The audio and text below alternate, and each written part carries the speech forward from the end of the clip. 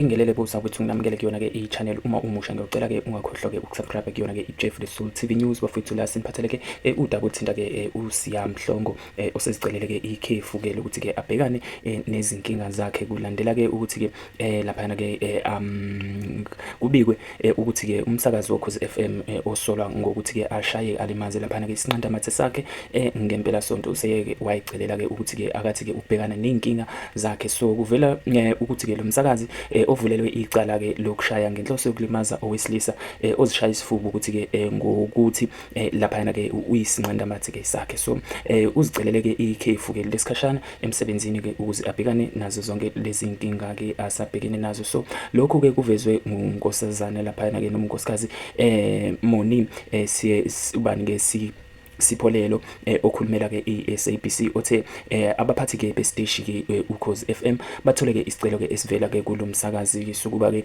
anikezwe ikhefu lesikhashana. So ukumcaphuna nje uthi-ke abaphathi boKhozi FM bafuna-ke ukuqinisekisa ukuthi-ke umnumzane Siya Mhlongo ucele-ke ukuhlaba-ke ikhefu emsebenzini ukuze-ke abhekane nodaba lwakhe. Ngalesi sikhathi-ke uzama noma-ke uzama Mseleku-ke uzobe kuyena-ke ubambe iy'ntambo-ke ohlelweni lakhe-ke uSiya Mhlongo ke lo mama-ke laphayana-ke esichazela-ke kabanzi-ke eqinisekisa ngekhefu-ke elizobanjwa uyena-ke uSiya Mhlongo. So lo msakazeli-ke womphakathi-ke ubuye waveza ukuthi-ke uyazi ngevidiyo-ke ezungeza-ke ey'nkundleni zokuxhumana-ke yesigameko asolwa ngaso-ke yena-ke uSiya Mhlongo. So laphayana-ke abaphathi nabo bayayazi le video njengoba-ke njengamanje bangathanda-ke futhi-ke ukunikwa ithuba lokukhuluma lolu daba-ke ngaphakathi-ke ngokuhambisa noma ngokuhambisana nezinhlelo-ke ze-SABC. So ngaphezu kwalokho-ke uma-ke udaba lubikiwe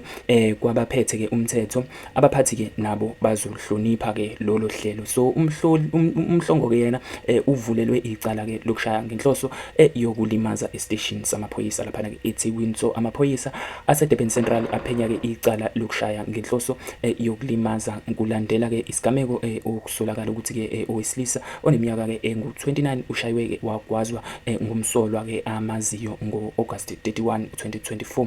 Umgilwa-ke ulimale ebusweni wabe-ke esephuthunyiswa laphana-ke esibhedlela ukuze-ke athole usizo lwezempilo kusho-ke yena-ke uColonel Robert laphayana-ke elinye-ke lamaphoyisa-ke eliqinisekisayo lesi sigameko. So umgilwa-ke yena uthe udlulisele-ke udlulisele emaphoyiseni-ke ubufakazi-ke bezithombe namavidiyo nemininingwane nje yasesibhedlela-ke njengokucela kwawo amaphoyisa. So amaphoyisa-ke acele ukuba akwazi ukuthi-ke lo mlisa-ke athole-ke ubufakazi bezithombe nawo amavidiyo nebala-ke wenze kanjalo. So elinye-ke lamaphephandaba laphana-ke lizamile ukuxhumana noSiya Mhlongo kodwa-ke ucingo lwakhe belisavaliwe kanti nemilayezo athunyelelwe yona akayiphenduli noma akakayiphenduli.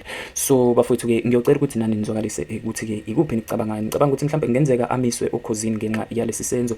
Yini eholele ukuthi kuze kuthiwe-ke lo mlisa noma azathi lo mlisa uyena-ke uzishaya isifuba ngokuthi-ke uzwana noma unobudlelwane noSiya Mhlongo. Ngabe-ke ucikwe yini-ke uma-ke ezwa into efana naleyo? Ngiyocela-ke ucommente la kwi-section ngezansi, ungakhohlwa ukusubscribe kuyona-ke le channel. Ngibonge kakhulu bafowethu, danko.